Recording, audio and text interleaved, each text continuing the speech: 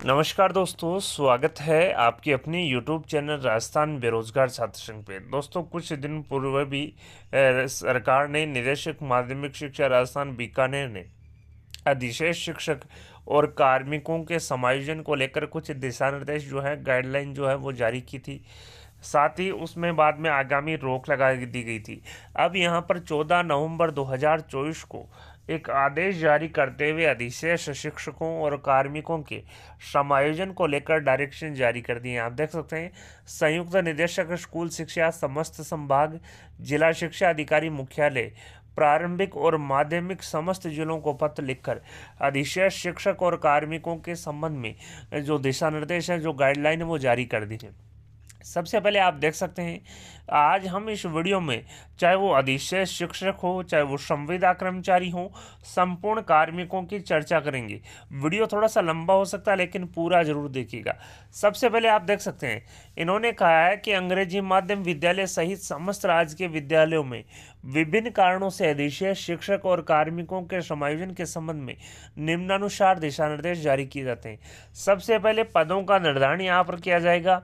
विद्यालय में अधिशेष शिक्षकों की पहचान के लिए विद्यालयवार स्वीकृत माने जाने वाले पदों का निर्धारण निम्नानुसार किया जाना। सबसे पहले आप देख सकते हैं, इन्होंने कहा कि अंग्रेजी माध्यम के विद्यालयों में अधिशेष कार्मिकों की गणना करते समय राज्य सरकार के दिशा निर्देश दिनांक 14 जून 2019 के प्रावधान के अनुसार अंग्रेजी माध्यम विद्यालयों में पद स्वीकृत माने जाने हैं, चाहे उक्त पद स्वीकृत होना शेष हो या साला दर्पण पर अप्रदर्शित हो।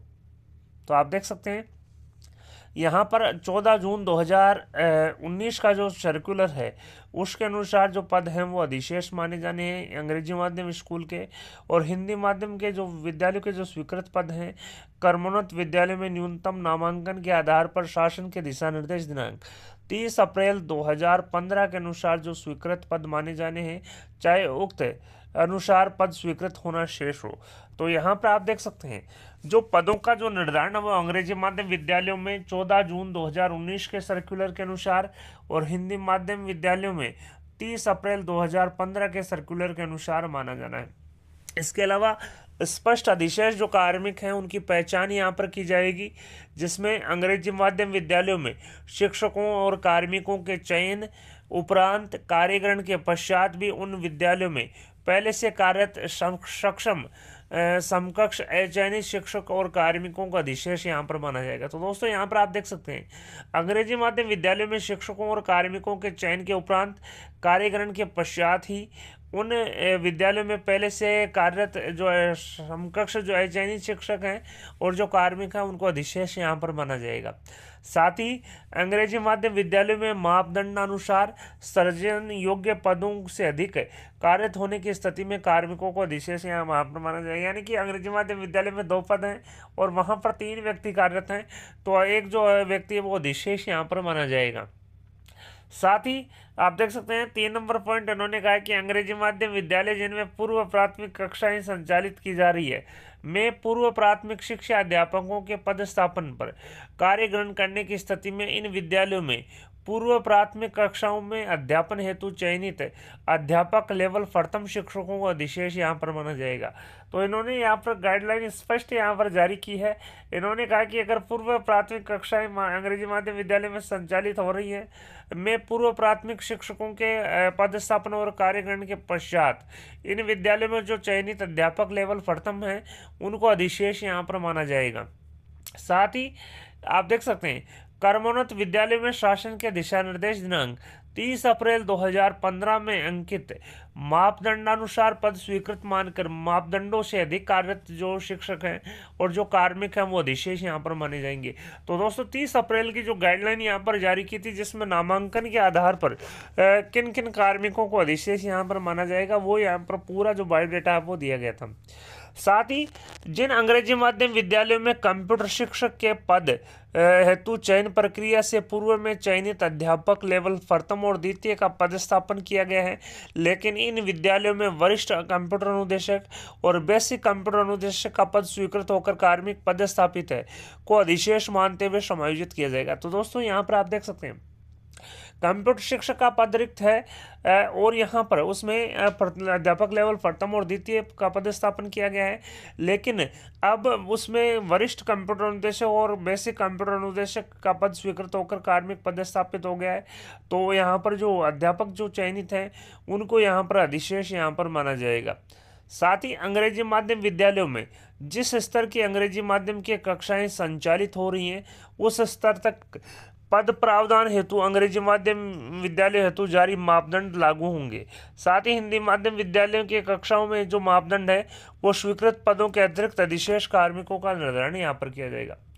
साथ ही आप देख सकते हैं इन्होंने कहा कि प्रारंभिक तथा माध्यमिक शिक्षा के विद्यालयों में स्वीकृत पदों अथवा मापदंडानुसार स्वीकृत योग्य से अधिक जो पदस्थापित जो कार्मिक हैं और जो शिक्षक हैं वो अधिक अधिशेष यहाँ पर होंगे। अब यहाँ पर इन्होंने जो संविदा कर्मचारी हैं उनको लेकर भी पॉइंट नंबर 8 यहाँ पर स्पष्ट रूप से कहा है कि माध्यमिक शिक्षा विभाग के विद्यालयों में पदस्थापित कार्मिक चाहे वो वरिष्ठ प्रबोधक हो, चाहे वो प्रबोधक हो, चाहे वो वरिष्ठ शिक्षाकर्मी हो, चाहे वो शिक्षाकर्मी हो, पंचायत शिक्षक हो, कनिष्ठ शिक्षक हो, पैरा टीचर हो या ट्रेनी टीचर हो इत्यादि जिनके पद इन विद्यालयों में नहीं होते, यानी कि माध्यमिक शिक्षा में यहाँ पर पद किस किस के नहीं होते, संविदा कर्मचारियों के पद नहीं होते। सीधा मानो कि माध्यमिक शिक्षा विभाग के जो जो विद्यालय हैं उसमें वरिष्ठ प्रबोधक, वरिष्ठ शिक्षाकर्मी, पंचायत शिक्षक, कनिष्ठ शिक्षक, पैरा टीचर, ट्रेनी टीचर इत्यादि जिनके पद इन विद्यालयों में नहीं होते वे विभाग में अधिशेष माने जाएंगे। तो यानी कि वे जो है माध्यमिक शिक्षा विभाग में अधिशेष यहाँ पर माने जाएंगे और उनको प्रारंभिक शिक्षा विभाग में नियोजित किया जाएगा। साथ ही उन्होंने कहा न्यायिक प्रकरण में स्थगन प्राप्त कार्मिक जो शिक्षक है को अधिशेष नहीं माना जाए। इस कारण से संबंधित पद पर अन्य पदस्थापित शिक्षक और कार्मिक अधिशेष होंगे। यानी कि इन्होंने स्पष्ट रूप से कहा है किसी कार्मिक ने स्टे लिया हुआ है तो स्टे लिया हुआ कार्मिक जो है वो अधिशेष नहीं होगा। यानी कि इन्होंने कहा कि माध्यमिक शिक्षा विभाग में कोई भी संविदा कर्मचारी लगा हुआ है, चाहे वो वरिष्ठ प्रबोधक हो, चाहे वो प्रबोधक हो, शिक्षाकर्मी हो, वरिष्ठ शिक्षाकर्मी हो, पंचायत शिक्षक हो, कनिष्ठ शिक्षक हो, पैरा टीचर हो या ट्रेनी टीचर हो, जिनके पद जो हैं माध्यमिक शिक्षा विभाग में नहीं होते या माध्यमिक शिक्षा विभाग के विद्यालयों में नहीं होते, उन कार्मिकों को विभाग में ही अधिशेष यहाँ पर माना जाएगा। यानी कि माध्यमिक शिक्षा विभाग में वो अधिशेष होंगे और उनको प्रारंभिक शिक्षा विभाग में लगाया जाएगा। साथ ही इन्होंने कहा कि मंत्रालय संवर्ग के अधिशेष कार्मिकों की पहचान करते समय वित्त व्यय विभाग राजस्थान सरकार के पत्र दिनांक 25 मई 2022 की पालना सुनिश्चित की जाएगी। साथ ही अधिशेष कार्मिकों को लेकर कुछ जो जनरल इंस्ट्रक्शन है, जो सामान्य जो निर्देश है वो भी यहाँ पर दिए हैं। सबसे पहला निर्देश है कि विद्यालय में कार्मिकों की कार्यग्रहण तिथि के आधार पर वरिष्ठ कार्मिक का समायोजन उसी विद्यालय में करते हुए कनिष्ठ कार्मिक को विद्यालय में अधिशेष माना जाएगा। यानी कि कहने का मतलब है कि यदि अगर कोई कार्मिक लगा हुआ है तो वरिष्ठ कार्मिक जो है को उसी विद्यालय में लगाया जाएगा और कनिष्ठ जो कार्मिक है यानी कि जो जूनियर है उसको अधिशेष माना जाएगा। इसी प्रकार से उसको ग्राम पंचायत ब्लॉक में अधिशेष कार्मिकों को चिन्हित किया जाकर समायोजित किया जाएगा। यानी कि सबसे पहले कहना है अगर कोई कार्मिक अधिशेष है तो उसको उसी ग्राम में लगाया जाएगा। ग्राम में पद नहीं है तो ग्राम पंचायत में लगाया जाएगा। ग्राम पंचायत में भी नहीं है तो उस ब्लॉक में जो है आसपास यहाँ पर लगाया जाएगा। साथ ही इन्होंने कहा अंग्रेजी माध्यम विद्यालयों में अचयनित शिक्षक और कार्मिकों को अंग्रेजी माध्यम विद्यालयों में केवल तभी लगाया जाएगा जबकि हिंदी माध्यम विद्यालयों में पद रिक्त नहीं हो। यह समायोजन केवल चयनित शिक्षक और कार्मिक उपलब्ध होने तक ही किया जाएगा। यानी इन्होंने कहा कि अंग्रेजी माध्यम जो इंग्लिश मीडियम स्कूल हैं उसमें अचयनित जो है शिक्षक और कार्मिकों को अंग्रेजी माध्यम विद्यालय या इंग्लिश मीडियम स्कूल में तब तक लगाया जाएगा जब तक कि हिंदी माध्यम के जो विद्यालय हैं उसमें पद रिक्त नहीं हो। साथ ही माध्यमिक शिक्षा विभाग के विद्यालय में अधिशेष कार्मिकों का समायोजन उसी स्पष्ट रिक्त पद विषय पर उनके मूल पद के अनुसार ही माध्यमिक शिक्षा विभाग के विद्यालय में ही किया जाएगा। अन्य पद या अन्य विषय के विरुद्ध पदस्थापन कतई नहीं किया जाए। माध्यमिक शिक्षा विभाग के विद्यालयों में रिक्त पद नहीं होने पर प्रारंभिक शिक्षा विभाग के विद्यालय में समायोजन की कार्रवाई यहाँ पर की जाएगी। साथ ही जिन अध्यापकों लेवल प्रथम और लेवल द्वितीय को उक्त नियम 6(3) के तहत शिक्षा विभाग में लिए जाने की कार्रवाई की जा चुकी है, उन्हें अनिवार्यतः माध्यमिक शिक्षा विभाग के उन विद्यालयों में लगाया जाएगा। यदि जिन जिले में माध्यमिक शिक्षा विभाग के अधीन विद्यालय में पद रिक्त नहीं है, तो प्रारंभिक शिक्षा विभाग के अधीन यहाँ पर जो विद्यालय है उसमें लगाया जाएगा। साथ ही साथ जिन अध्यापक लेवल प्रथम और द्वितीय के संबंध में राजस्थान शिक्षा सेवा राज्य में अधीनस्थ नियम 2021 के नियम 6(3) के तहत शिक्षा विभाग में लिए जाने की कार्रवाई नहीं की गई है, उन्हें विभाग में पद शेष नहीं होने की स्थिति में अधिशेष मानते हुए पंचायती राज पदों पर लगाया जाएगा। साथ ही आप देख सकते हैं, अब यहाँ पर सबसे पहला मैं बता दूं, माध्यमिक शिक्षा विभाग में चाहे वो कोई भी संविदा कर्मचारी हो, चाहे वो वरिष्ठ प्रबोधक हो, चाहे वो प्रबोधक हो, वरिष्ठ शिक्षाकर्मी हो, पंचायत शिक्षक हो, कनिष्ठ शिक्षक हो, पैरा टीचर हो या ट्रेनी टीचर हो, मैं बता दूं इन सभी संविदा कार्मिकों के पद जो हैं वो माध्यमिक शिक्षा विभाग में नहीं होते, और ये जो सभी संविदा कर्मचारी जो हैं वो माध्यमिक शिक्षा विभाग में अधिशेष यहाँ पर माने जाएंगे। अब इन संविदा कर्मचारियों का समायोजन किस प्रकार से किया जाएगा मैं बता दूं। आप देख सकते हैं, माध्यमिक शिक्षा विभाग में समायोजन नहीं हो सकने वाले अधिशेष कार्मिक जिसमें वरिष्ठ प्रबोधक इसके अलावा वरिष्ठ शिक्षाकर्मी, पंचायत शिक्षक, कनिष्ठ शिक्षक, पैरा टीचर और ट्रेनी टीचर आदि को प्रारंभिक शिक्षा विभाग के ग्रामीण क्षेत्र के विद्यालय में ही पदस्थापित किया जाएगा। यानी ये जो माध्यमिक शिक्षा विभाग में अधिशेष हैं, तो इन्हें ग्रामीण क्षेत्र के जो विद्यालय हैं उनमें इनको लगाया जाएगा। कहने का मतलब है जो भी संविदा कर्मचारी है जिनका पद माध्यमिक शिक्षा विभाग में नहीं है, वो माध्यमिक शिक्षा विभाग में अधिशेष है, उनको प्रारंभिक शिक्षा विभाग के तहत जो ग्रामीण क्षेत्र के जो विद्यालय हैं उनमें उनको डेप्यूट किया जाएगा, लगाया जाएगा। साथ ही इन्होंने कहा है, अनुसूचित क्षेत्र के अराजपत्रित शिक्षक और कार्मिकों को नियमानुसार केवल अनुसूचित क्षेत्र के विद्यालयों में व गैर अनुसूचित क्षेत्र के अराजपत्रित शिक्षकों और कार्मिकों को केवल गैर अनुसूचित क्षेत्र के विद्यालय में ही लगाया जाएगा। साथ ही अनुसूचित क्षेत्र के पदस्थापित शिक्षक और कार्मिक जिनका टीएसपी से नॉन टीएसपी क्षेत्र में स्थानांतरण आदेश जारी हो चुके हैं, किंतु रिलीवर के अभाव में उनको कार्यमुक्त नहीं किया जा सका, उनको विद्यालय में उपलब्ध रिक्त पद पर पदस्थापित माना जाएगा। साथ ही इन्होंने कहा, राजस्थान स्वेच्छा ग्रामीण शिक्षा सेवा नियम 2010 के तहत नियुक्त शिक्षकों और कार्मिकों को केवल ग्रामीण क्षेत्र के विद्यालय में ही लगाया जाएगा। साथ ही अंग्रेजी माध्यम विद्यालय हेतु चयनित शिक्षकों और कार्मिकों के अधिशेष होने की स्थिति में उन्हें अंग्रेजी माध्यम विद्यालय में प्राथमिकता से लगाया जाएगा। यानी कि अगर कोई स्वेच्छा ग्रामीण शिक्षा सेवा के तहत लगा हुआ है तो उन कार्मिक और शिक्षकों को केवल ग्रामीण क्षेत्र के विद्यालय में लगाया जाएगा। कोई इंग्लिश मीडियम के जो स्कूल हैं उनमें चयनित शिक्षक और कार्मिक है तो उन्हें इंग्लिश मीडियम स्कूलों में ही प्राथमिकता के आधार पर लगाया जाएगा।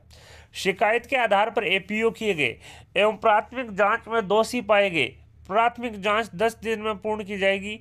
शिक्षक और कार्मिक को उनके पूर्व पदस्थापन के स्थान पर वरिष्ठता क्षेत्र के संबंधित नियोक्ता अधिकारी द्वारा पदानुसार दूरस्थ जिले या दूरस्थ ब्लॉक के ग्रामीण क्षेत्र में लगाया जाएगा। तो दोस्तों इन्होंने कहा कि अगर शिकायत के आधार पर कोई एपीओ किया गया है तो उस शिक्षक और कार्मिक को और यहाँ पर वरिष्ठता के आधार पर जो संबंधित जो नियोक्ता अधिकारी हैं उनके पदानुसार दूरस्थ जिले और दूरस्थ ब्लॉक के ग्रामीण क्षेत्र में लगाया जाएगा। साथ ही अन्य कारण प्रतिनियुक्ति समाप्ति सहित से एपीओ किए गए शिक्षक और कार्मिकों का समायोजन एपीओ किए जाने के समय या प्रतिनियुक्ति या डेपुटेशन किए जाने पर पूर्व के पदस्थापन जिले के उसी विद्यालय में या पूर्व पदस्थापित विद्यालय के निकटतम विद्यालय में किया जाएगा। यानी कि इन्होंने कहा शिकायत के आधार पर एपीयू किया है तो उसे दूरस्थ जिले या दूरस्थ ब्लॉक में लगाया जाएगा, लेकिन प्रतिनियुक्ति और अन्य कारणों से एपीयू किया गया है तो उसी विद्यालय में या निकटतम विद्यालय में उस कार्मिक को लगाया जाएगा। साथ ही इन्होंने कहा कि कोर्ट प्रकरण में कोई स्टे पर एक ही पद पर एक से अधिक शिक्षक और कार्मिक लगे हुए हैं के कारण अधिशेष हुए अन्य शिक्षक और कार्मिकों को अंतिम निर्णय के अधीन पूर्व पद पर कार्य ग्रहण करवाया जाएगा। साथ ही पदस्थापना आदेशों की प्रतीक्षा में उपस्थित दे रहे शिक्षक और कार्मिकों का समायोजन भी अधिशेष कार्मिक के समायोजन के साथ ही किया जाएगा। साथ ही इन्होंने कहा अधिशेष शिक्षक और कार्मिकों का समायोजन रिक्तियों के निम्नांकित क्रम में किया जाएगा। सबसे पहले उसी को मैं बता दूं, जो अधिशेष कार्मिक हैं उसको उसी विद्यालय में पद रिक्त होने पर लगाया जाएगा। साथ ही अगर उस विद्यालय में पद रिक्त नहीं है तो राजस्व ग्राम में पद रिक्त होने पर उस राजस्व ग्राम में लगाया जाएगा।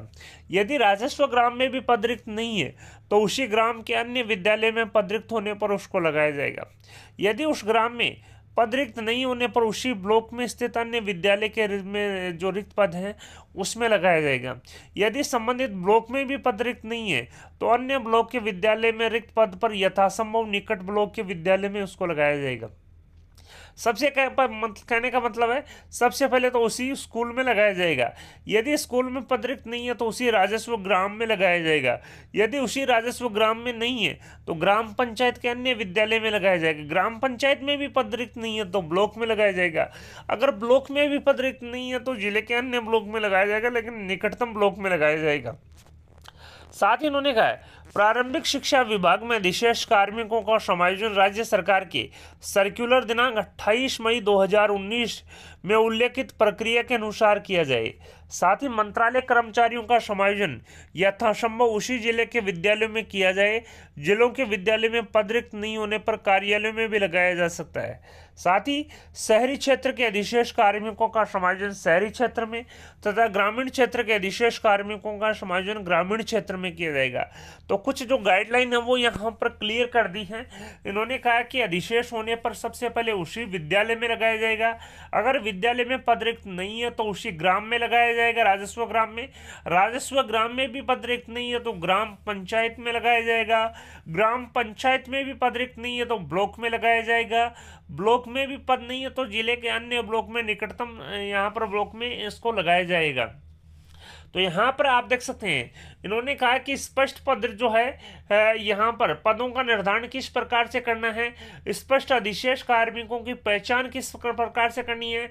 कुछ जो जनरल इंस्ट्रक्शन थे वो भी इन्होंने जारी किए हैं। साथ ही साथ इन्होंने कहा है कि शहरी क्षेत्र के जो कार्मिक हैं उनका जो पदस्थापन है वो शहरी क्षेत्र में, और जो ग्रामीण क्षेत्र के जो कार्मिक हैं उनका जो पदस्थापन है या जो अधिशेष कार्मिकों का समायोजन जो है वो ग्रामीण क्षेत्र में किया जाएगा। इन्होंने जो मैं बता दूं जो कैलेंडर है वो टाइम टेबल वार यहाँ पर जारी कर दिया। अधिशेष कार्मिकों के समायोजन की जो प्रक्रिया है और जो समय सारणी है वो यहाँ पर डिसाइड कर दी है। आप देख सकते हैं 25 नवंबर से लेकर 6 दिसंबर तक का जो शेड्यूल है वो जारी कर दिया है। सबसे पहले बात करते हैं अधिशेष कार्मिकों की पदवार जो सूची है वो 25 नवंबर 2024 तक तैयार की जाएगी। साथ ही अधिशेष कार्मिकों में से समायोजन योग्य कार्मिकों की बिंदु संख्या 3 के उपबिंदु 15 के अनुसार संभावित पदस्थापन स्थान सहित जो सूची है वो 28 नवंबर तक तैयार की जाएगी। यानी कि कहने का मतलब है 25 नवंबर तक जो अधिशेष कार्मिक हैं उनकी पदवार सूची तैयार की जाएगी। 28 नवंबर तक अधिशेष कार्मिकों में समायोजन योग्य कार्मिकों की जो सूची है वो तैयार की जाएगी। और 28 नवंबर तक ही माध्यमिक शिक्षा विभाग में क्रम संख्या 2 की कार्रवाई के उपरांत शेष अधिशेष कार्मिकों की सूची प्रारंभिक शिक्षा विभाग को भिजवाई जाएगी। साथ ही 2 नवंबर तक आप देख सकते हैं प्रारंभिक शिक्षा विभाग द्वारा माध्यमिक शिक्षा विभाग से लौटाए गए और प्रारंभिक शिक्षा विभाग में अधिशेष कार्मिकों की कंसोलिडेट जो पदवार जो सूची है वो 2 नवंबर तक तैयार की जाएगी। साथ ही प्रारंभिक शिक्षा विभाग के बिंदु संख्या 3 के उपबिंदु 15 के अनुसार संभावित पदस्थापन स्थान सहित जो सूची है वो 4 दिसंबर तक तैयार की जाएगी। और यहाँ पर आप देख सकते हैं प्रारंभिक और माध्यमिक शिक्षा विभाग द्वारा जो पदस्थापन आदेश है वो 6 दिसंबर 2024 तक जारी किए जाएंगे। तो दोस्तों यहाँ पर आप देख सकते हैं 25 नवंबर से लेकर 6 दिसंबर तक का जो कैलेंडर है वो जारी कर दिया है। किस प्रकार से किस तारीख को क्या यहाँ पर जो फॉर्म जो नीति है वो यहाँ पर जो है किस प्रकार से पदों का निर्धारण करना है, किस प्रकार से समायोजन करना है, किस प्रकार से पदस्थापन सूची तैयार करनी है, वो यहाँ पर डेट वार जो गाइडलाइन है वो जारी कर दी है। आप देख सकते हैं सीताराम जाट जो आईएएस है, निदेशक है प्रारंभिक शिक्षा एवं पंचायती राज प्रारंभिक शिक्षा विभाग राजस्थान बीकानेर, और आशीष मोदी आईएएस निदेशक माध्यमिक शिक्षा राजस्थान बीकानेर के हस्ताक्षर से पत्र यहाँ पर जारी किया है। साथ ही प्रतिलिपि दी गई है विभिन्न को आवश्यक कार्रवाइयों सूचनार्थ। तो मैं बता दूं, अधिशेष शिक्षक और कार्मिकों के समायोजन को लेकर जो गाइडलाइन है, यहाँ पर जो जनरल इंस्ट्रक्शन है, अधिशेष स्पष्ट कार्मिकों की पहचान, पदों का निर्धारण किस प्रकार से करना है, निदेशक माध्यमिक शिक्षा राजस्थान बीकानेर ने पत्र जारी करते हुए स्पष्ट गाइडलाइन यहाँ पर जारी कर दी है। वीडियो पसंद आए तो अपने दोस्तों के साथ लाइक और शेयर करना न भूलें। आपके अपने यूट्यूब चैनल राजस्थान बेरोजगार छात्र संघ को सब्सक्राइब करें। साथ ही मैं बता दूं, जो माध्यमिक शिक्षा विभाग में समस्त प्रकार के जो कार्मिक हैं वो अधिशेष हैं, इनको प्रारंभिक शिक्षा विभाग के तहत यहाँ पर लगाया जाएगा। इसके अलावा मैं बता दूं, जो विद्यालय सहायक हैं वो ऑलरेडी प्रारंभिक शिक्षा विभाग में लगे हुए हैं, तो वो यहाँ पर अधिशेष नहीं है। केवल और केवल जो पंचायत शिक्षक हैं, जो पैरा टीचर हैं, जो शिक्षाकर्मी हैं, जिनका पद माध्यमिक शिक्षा विभाग में नहीं होता, तो ये विभाग में अधिशेष हैं, और इनको जो है, इनके जो समायोजन की जो कार्रवाई है वो प्रारंभिक शिक्षा विभाग के तहत यहाँ पर की जाएगी। धन्यवाद दोस्तों, thank you for watching Rajasthan बेरोजगार छात्र संघ।